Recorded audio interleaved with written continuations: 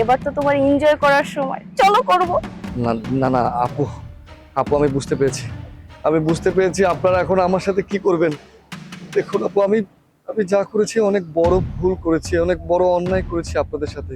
বিশ্বাস করুন, আমি আমি আমি আমি কখনো এই ধরনের আচরণ আর আপনার সাথে করবো না। প্লিজ আপু, আমাকে মাফ করে দিন। এই ভরা মজলিসে আমার মান সম্মান নষ্ট করবেন না।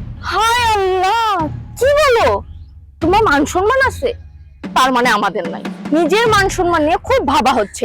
যখন আমাদেরকে রাস্তায় ইফতিজিং করিস তখন কি মানুষ কাঠের চশমা লাগায় রাখে, সেজন্য আমাদের মান সম্মান চলে যায় না? শোন, আমাদেরকে যেভাবে রাস্তায় দাঁড়ায় তোরা ডিস্টার্ব করিস না, ঠিক সেম ভাবে তোর ঘরের মায়ের সাথে বা বোনের সাথে কেউ যদি করে তখন কেমন লাগবে? হ্যাঁ, একটাবার ভাইবা দেখ তো কিরকম লাগে।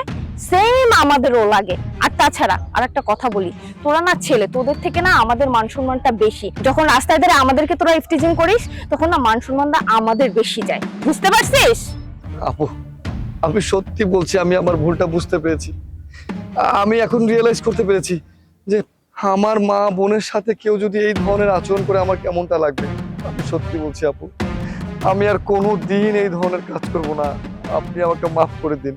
ক্ষমা? ক্ষমা জিনিসটা কি সেটা তো আমি জানি না।